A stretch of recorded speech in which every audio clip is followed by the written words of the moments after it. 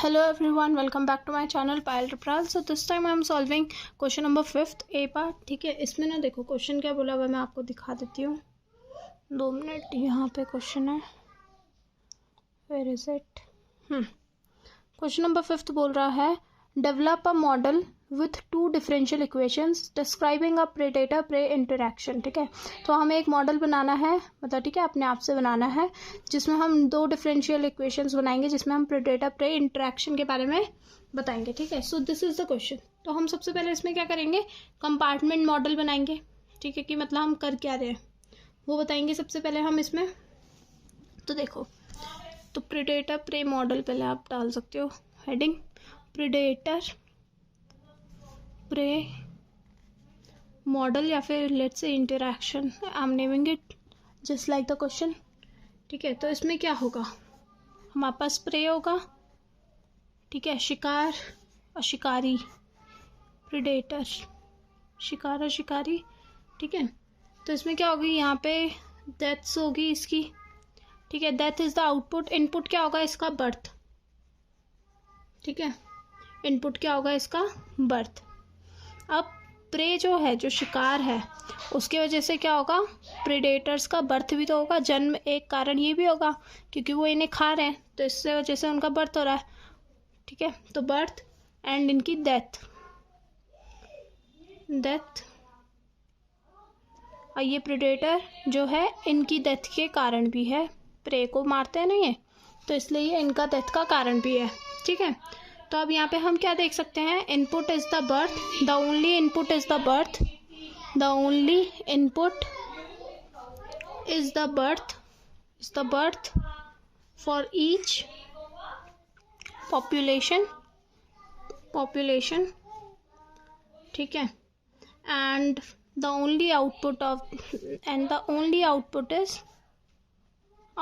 Is या फिर और डेथ्स. ठीक है, the prey that's occur due to the predator capturing and eating them. ठीक है, जो है प्रे की डेथ्स क्यों हो रही है, क्योंकि वो प्रेडेटर क्या कर रहे हैं, उन्हें कैप्चर कर रहे हैं, खा रहे हैं. ठीक है, मार रहे हैं, पकड़ रहे हैं. ठीक है, तो ये सब अब डिस्क्राइब करने की ज़रूरत नहीं है. अब जो हमने बनाया है इससे हम क्या वर्ड इक्वेशन बनाएंगे. So the word equation is कैसे बनाएंगे वर्ड इक्वेशन, ये बनता है rate of change of pray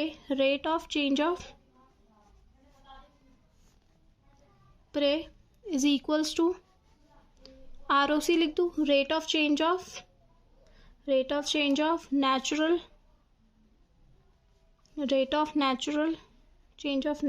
pray births, जिनका जन्म हो रहा उसका रेट ऑफ चेंज. ठीक है, and minus rate of natural prey deaths, जो नेचुरली प्रे डेथ्स हो रही है. एक तो है कि जो उनका शिकार हो रहा है वो, ठीक है, एक जो नेचुरली मर जाते हैं. ठीक है, and rate of prey killed by predators,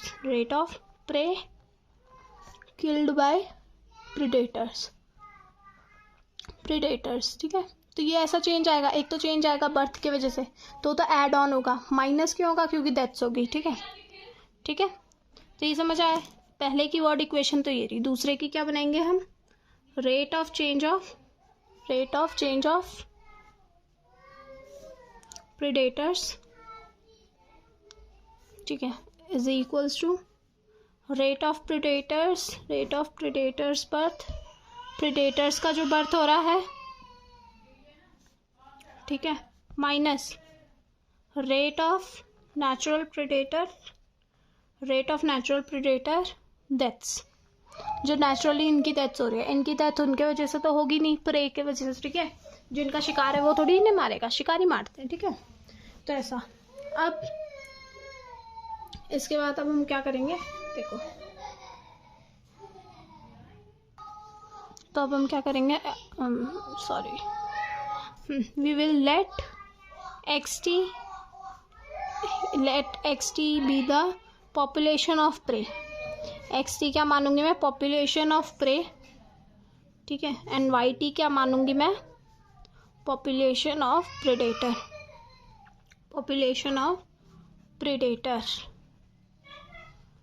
ठीक है, तो देखो अब जो मैं इनकी इक्वेशंस बनाती हूँ वो मैं कैसे बनाती हैं, देखो dx/dt change, rate of change of predator, ठीक है, रेट ऑफ चेंज ऑफ मतलब prey is equals to rate of change of prey then rate of natural birth, ठीक है, नेचुरली जो बर्थ हो रहा है मैं उसे मान रही हूँ b1, जो बर्थ के वो b1 इंटू में x माइनस, अब डेथ हो रही है, डेथ को मैं a1 से रिप्रेजेंट कर रही हूँ, ये तो नेचुरली हो रही है प्रे की डेथ, एंड यहाँ पे भी डेथ हो रही है जिसे मैं c1 से रिप्रेजेंट कर रही हूँ, एंड x इंटू वाई इसलिए क्योंकि यहाँ पे भी कैपिटल y कर लो, x इंटू वाई इसलिए क्योंकि ये प्रेडेटर में भी डिपेंड कर रहे हैं।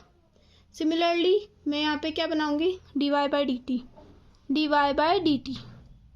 dx/dt, यहाँ पे क्या होगा b2y जो बर्थ होगा माइनस a2y, ठीक है, a2y is the death, and यहाँ पे प्लस होगा fc1, ठीक है, fc1 क्या है यहाँ पे, जो मैंने कहा था ना कि इनकी जो बर्थ हो रही है वो प्रे की वजह से भी है, उन्हें खा रहे हो उनके वजह से भी बर्थ है, ठीक है, उसके ऊपर जो डिपेंडेंट है उसको रिप्रेजेंट कर रहा है, तो मैं क्या करूँगी, let β1 is equals to b1 minus a1।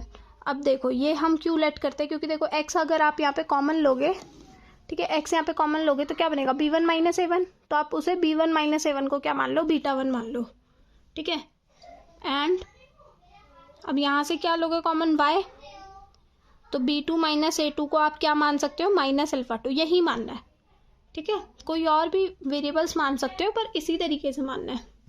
Then हमारी इक्वेशन क्या आ जाएगी, then dx/dt is equals to β1x minus c1xy, ठीक है, dy/dt is equals to c2xy minus α2y, ठीक है, so this system is called, this system of equation is called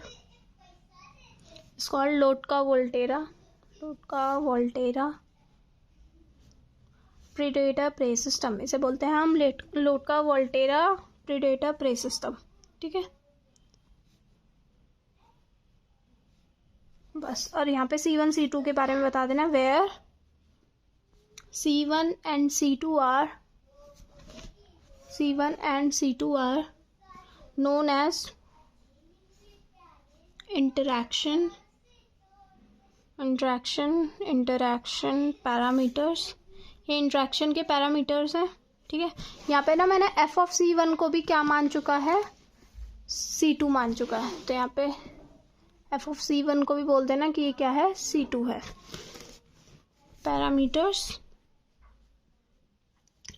as describe the manner, ठीक है, बस यही, तो ये रही हमारा 5th का ए पार्ट, ठीक है, उसमें यही सब आपको बताना है, मतलब ये मेन होता है, ये बनाना, पहले कंपार्टमेंट मॉडल बना दिया, फिर उसकी वर्ड इक्वेशन लिख दी, फिर बता दिया xt yt, फिर इस तरीके से बस इक्वेशन दिखाने है, योर मार्क्स इज गिवन, ठीक है, 7.5 मार्क्स का होगा, तो ये हो गया।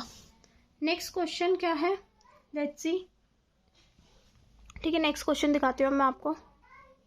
So the next question is define equilibrium solution of differential equation, की ये होता क्या है वो बताना है, उसे डिफाइन करना है, फिर मॉडल दे रखा है हमें 3 स्पीशीज का, ठीक है, इंट्रैक्शन विथ 2, ये रहा आगे, with 2 predators that compete for a single prey food source is this, तो ये रही पूरी इक्वेशन, ठीक है, मैं इन सबको लिख देती हूँ यहाँ पे, आंसर बी पार्ट, ठीक है, और आपको क्वेश्चन पेपर देखना होगा, डिस्क्रिप्शन बॉक्स में मैंने डाल रखा है क्वेश्चन पेपर, ठीक है, तो dx/dt equals to a1x minus b1xy minus c1xz, then dy/dt is equals to a2xy minus b2y, then dz/dt is equals to a3xz minus b3z, ये है, ठीक है, ये सारे कांस्टेंट है, a1 b1 जो भी ये सारे हैं,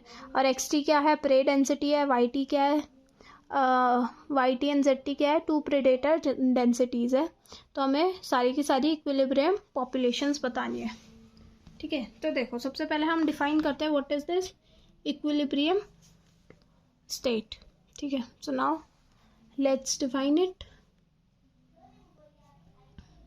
Okay, so definition of an equilibrium solution. तो an equilibrium solution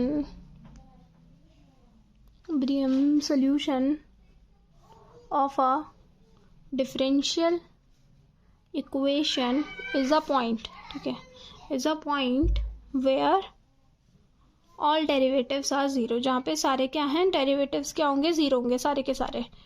तो मतलब जो भी है मेरे को डेरिवेटिव्स दे रखे हैं इन सबको मुझे किसके इक्वेट करना है, जीरो के इक्वेट करना है, are zero. That means population don't change over time, ठीक है। पॉपुलेशन क्या है, चेंज नहीं कर रही टाइम के, मतलब सारा चेंज ही जीरो है, तो इसका मतलब वो चेंज हो नहीं रहा होगा ना, टाइम बढ़ता रहेगा पर पॉपुलेशन चेंज नहीं होगी। तो मैं क्या करूँगी, dx बाई dt को ज़ीरो मान लूँगी, dy बाई dt को ज़ीरो मान लूँगी, dz बाई dt को ज़ीरो मान लूँगी, ठीक है। तो ज़रा इक्वेशंस लिख दो, a1x minus b1xy minus c1xz is equals to zero, a2xy minus b2y is equals to zero, a3xz minus b3z is equals to zero. And ध्यान से देखना मैं कैसे कर रही हूँ, ठीक है, इन क्वेश्चंस को, क्योंकि इसमें थोड़ा अलग है, ठीक है। तो मैंने x कॉमन ले लिया, ये बन गया a1 minus b1 minus c1z, यहाँ पे y भी है, इज इक्वल्स टू ज़ीरो। तो यहाँ से x तो ज़ीरो आ गया, दूसरा सोल्यूशन यहाँ से कुछ आएगा, उसे अभी मैं छोड़ रही हूँ।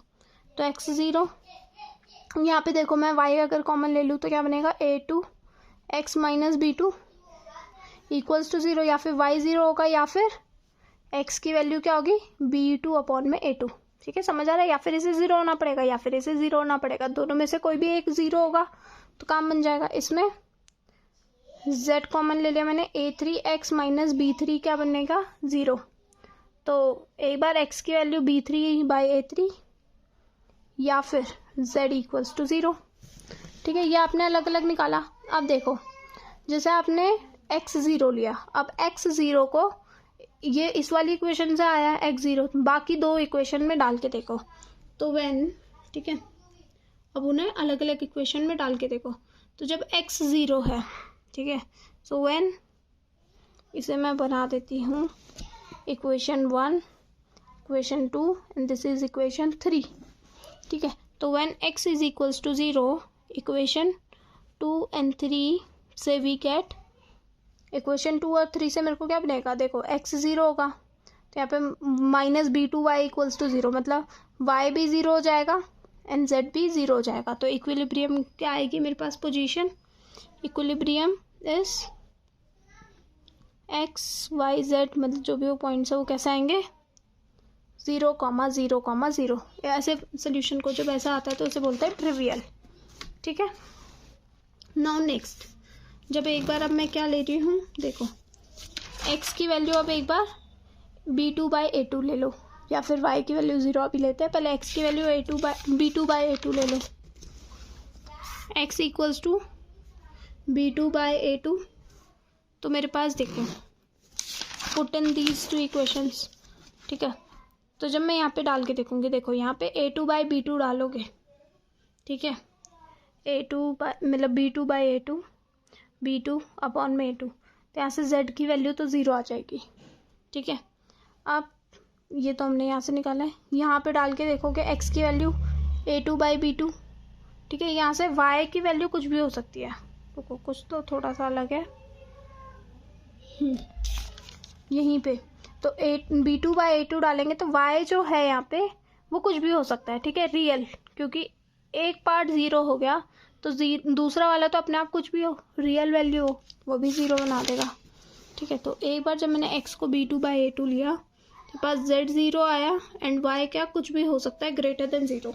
अब y क्या है, वो तो पॉपुलेशन डेंसिटी है, तो वो तो हमेशा ग्रेटर देन क्या होगी, ज़ीरो ही होगी, ठीक है।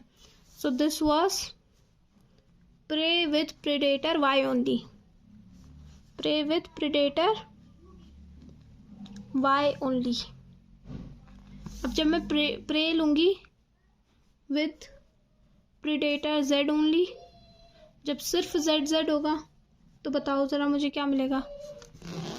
मतलब जैसे यही था सेम टू सेम, जेड की वैल्यू कुछ भी हो, एक्स की b3/a3 होगी, ठीक है। एक्स की वैल्यू ये यहाँ डाल के देखो तो आपको y0 मिल जाएगा यहाँ से, ठीक है। तो x इक्वल्स टू a3/b3, मतलब b3/a3, y मेरा 0 आ रहा है एंड z इज एनीथिंग, कुछ भी हो सकता है वो, ठीक है। और ऑल थ्री स्पीशीज को एग्जिस्ट, ठीक है। तीनों की तीनों स्पीशीज कब एग्जिस्ट करेगी साथ में, ठीक है। Only possible if b2/a2 is equals to b3/a3, बस इतना लिखना है, ठीक है। जहाँ पे क्या होगा हमारे पास y, z जो है y, z जो है ग्रेटर देन 0 आ जाएगा, ठीक है, जो कि इक्वेशन 1 को सेटिस्फाई कर रहा होगा। बस इतना ही करना है। इक्विलिब्रियम के लिए हमें इतना ही यहाँ पे फाइंड आउट करना है, ठीक है। So now let's move on to the next question. Next question क्या है यहाँ पे, रुको मैं आपको दिखाती हूँ, ठीक है। So next question is, where is it, this. So suppose a population can be modeled using the differential equation dx/dt, ऐसा, ठीक है। dx/dt ये दे रखा है, देखो कितना इजी है सॉल्व। देखो वेरिएबल सेपरेबल है तो मैं इसको इस तरफ ले जाऊंगी, ठीक है, एंड dt को ऊपर ले आऊंगी तो मैं सॉल्व कर सकती हूँ। और इनिशियल पॉपुलेशन दे रखी है, इनिशियल प्रॉब्लम देख रहे हो, तो x0 मतलब x जब टाइम 0 होगा तो x की वैल्यू क्या है 100, ठीक है, क्योंकि dx/dt है, dt मतलब टाइम होता है। And a time step of 1 month, इसका मतलब है जो टाइम हम ले रहे हैं वो मंथ में ले रहे हैं, 1 मंथ में। जैसे कभी कभार हम टाइम ईयर मानते हैं, कभी कभार हम सेकंड्स मानते हैं, कभी कभार आवर मानते हैं। यहाँ पे क्या बोल रखा है, टाइम स्टेप ऑफ 1 मंथ, इसका मतलब यह है कि 1 मंथ में मान रहे हैं।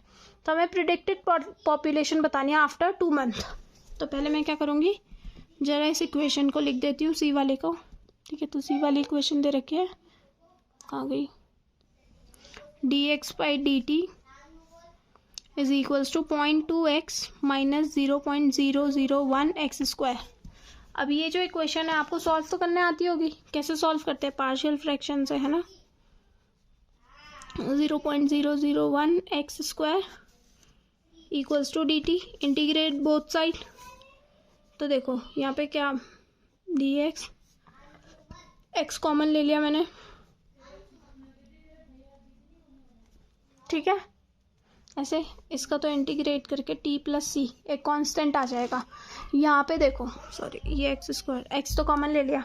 अब आपको पता है ना, आप वो पार्शियल फ्रैक्शंस बनाते हो, क्या कहते हैं, हाँ पार्शियल फ्रैक्शंस बनाते हो। तो कैसे बनाते हैं, a/x plus b times 0.2x minus 0.001, यहाँ पे x क्यों लिखा हुआ है मैंने, ठीक है, मैंने x कॉमन ले रखा है, 0.001 x पार्शियल फ्रैक्शन, ठीक है।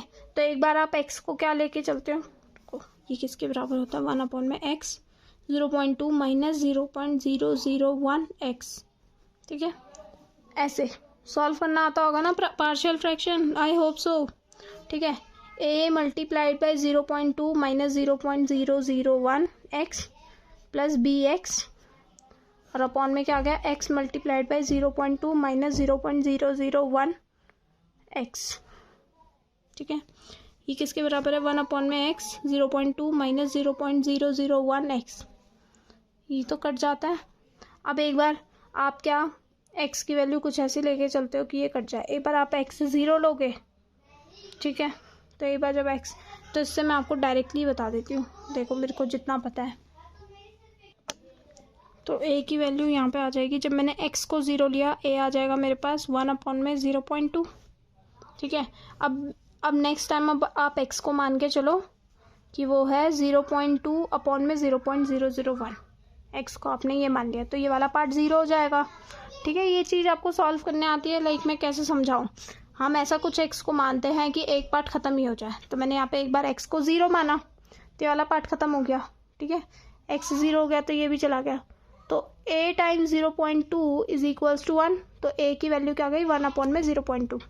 अब मैं नेक्स्ट टाइम x को ऐसा क्या मानूँ कि यहाँ पे 0 बन जाए, तो मैं x को क्या मान सकती हूँ, देखो कि ये वाला पार्ट 0 होना चाहिए ना, तो मैं x को क्या मानूंगी, वो होगा 0.2 अपॉन में 0.001, मैं ये मान लूँगी। अब मैंने x को ये माना, तो मुझे बताओ b की वैल्यू क्या आएगी। b की वैल्यू आ जाएगी, यहाँ पे क्या हो जाएगा 0.2 अपॉन में 0.001 इक्वल्स टू 1, तो b की वैल्यू आ जाएगी 0.001 अपॉन में 0.2। क्या आपको पार्शियल फ्रैक्शन सॉल्व करना आता है ना, तो आप अपने तरीके से करना, ये मैं ऐसा तरीका अपनाती हूँ, ठीक है। तो ये आया, तो अब मैंने क्या उसे पार्शियल फ्रैक्शन में कैसे लिख दिया, 1 अपॉन में 0.2 x प्लस 0.001 अपॉन में 0.2 इंटू में 0.2 माइनस 0.001 x, ये पूरा क्या है dx इक्वेट करके t प्लस सी, ठीक है।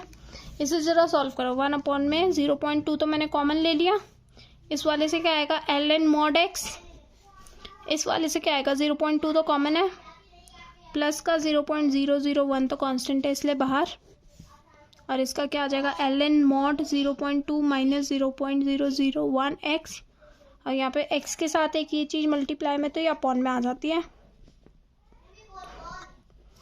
ये पता है क्यों। 1 अपॉन में ax प्लस b का जो इंटीग्रेशन है वो क्या होता है ln mod ax plus b upon में a, जो भी उसके साथ मल्टीप्लाई में होता है वो अपॉन में आ जाता है। तो देखो ये क्या आ जाएगा 1 अपॉन में 0.2 ln mod x minus ln mod 0.2 minus 0.001 x mod t plus c के बराबर। 0.2 कॉमन है, 0.2 उधर जाके मल्टीप्लाई कर दो, तो ये देखो ln a minus ln b क्या बन जाता है ln a by b, ln mod x upon में 0.2 minus 0.001 x mod equals to 0.2 t plus 0.2 c, तो x अपॉन में 0.2 minus 0.001 x is equals to e to the power 0.2 t plus 0.2 c। अब आपको पता है मैं इसे कैसे चेंज करती हूँ, मैं इसे ऐसे भी लिख सकती हूँ e to the power 0.2 t dot में e to the power 0.2 c, इस पूरे पार्ट को k मान लो, तो ये लिखा हुआ है x 0.2 minus 0.001 equals to k times e to the power 0.2 t, ठीक है। तो x is equals to k times e to the power 0.2 t into में 0.2 माइनस 0.001 x, ठीक है। अब यहाँ से जरा x को एक साथ कर दो, तो x यहाँ से क्या आएगा प्लस का k times 0.001 x e to the power 0.2 t is equals to 0.2 k e to the power 0.2 t, तो यहाँ से x की वैल्यू क्या आ गई 0.2 k e to the power 0.2 t upon में 1 plus k 0.001 e to the power 0.2 t, ठीक है। ये आ गया, समझ आया है इतना, ठीक है। मैं बस सिंप्लीफाई ही कर रही हूँ, तो ये x का फंक्शन आ गया, ठीक है, x का फंक्शन मतलब t का फंक्शन आ गया, ठीक है। तो देखो t का फंक्शन है, t में है ना x ऑफ t आ गया, ठीक है। अब मेरे को इनिशियल वैल्यू प्रॉब्लम क्या दे रखे है, x 0 है तो मतलब t 0 है तो क्या थी इक्वेशन, x नॉट 100 है, मतलब जब t टाइम 0 है तो x कितना है मेरे पास 100, तो यहाँ पे 100 रख दो जरा, इज इक्वल्स टू टाइम तो 0 है तो ये बन जाएगा 0.2 k अपॉन में 1 प्लस k 0.001 क्रॉस मल्टीप्लाई कर दो, this implies that 100 plus 0.1 k is equals to 0.2 k, तो ये माइनस हो जाएगा तो 0.1 k आ जाएगा, तो 0.1 k इक्वल्स टू 100, तो k की वैल्यू क्या आ जाएगी 100 अपॉन में 0.1 विच इज इक्वल्स टू 1000, ठीक है। ये वैल्यू आ गया, ठीक है, k की वैल्यू 1000 आ गई। अब देखो एक्स टी की वैल्यू क्या आ गई 0.2 इंटू में k मतलब 0.2 इंटू में 1000